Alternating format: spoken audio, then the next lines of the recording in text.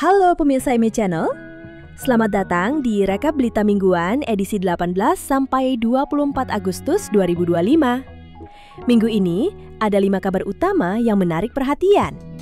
Dari teknologi baru penangkap karbon sampai kebijakan Bank Indonesia. Yuk kita bahas satu persatu. Inspirasi pekan ini. Pertama, Indonesia mulai menerapkan teknologi Carbon Capture and Utilization atau CCU.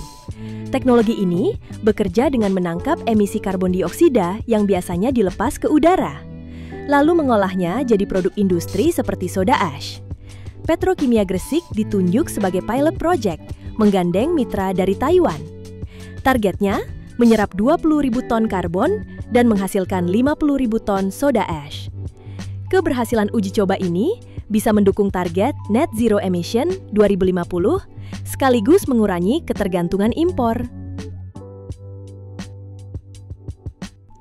Kedua, pernah nggak sih tiba-tiba muncul ide brilian saat lagi mandi? Ternyata ada alasannya. Penelitian menunjukkan saat mandi, otak kita masuk ke mode autopilot sehingga pikiran jadi lebih bebas. Ditambah suasana rileks dan pelepasan dopamin, otak memunculkan koneksi ide-ide baru. Fenomena ini dikenal sebagai shower thoughts. Bukti bahwa inspirasi kadang datang saat kita justru berhenti sejenak dari rutinitas. Berita ketiga datang dari dunia regulasi. BPOM resmi menetapkan vape sebagai produk zat adiktif lewat Peraturan Nomor 19 Tahun 2025. Aturan baru ini memberi wewenang BPOM untuk mengawasi kandungan, menarik produk yang melanggar standar, hingga mengatur klasifikasi pelanggaran dari ringan sampai kritis. Langkah ini diambil demi melindungi masyarakat, khususnya generasi muda, dari risiko kecanduan dan paparan bahan berbahaya.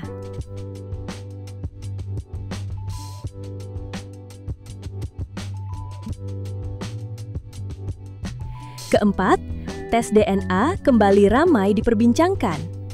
Teknologi ini memungkinkan identifikasi genetik seseorang lewat sampel sederhana seperti air liur atau usap pipi. Aplikasinya luas, mulai dari tes paternitas dengan tingkat akurasi tinggi, diagnosa penyakit genetik, hingga keperluan forensik.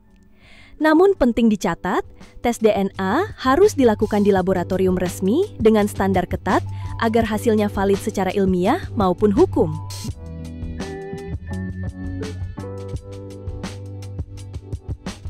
Dan terakhir, Bank Indonesia membuat kejutan dengan memangkas suku bunga acuan 25 basis poin menjadi 5%. Ini adalah level terendah sejak akhir 2022, sekaligus pemangkasan kedua berturut-turut. Langkah ini diambil untuk mendorong pertumbuhan ekonomi di tengah melemahnya permintaan domestik dan perlambatan ekspor.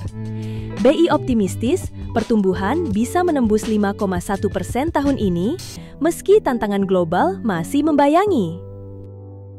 Itulah 5 berita utama minggu ini. Untuk membaca versi lengkapnya, baca di majalahinspira.com.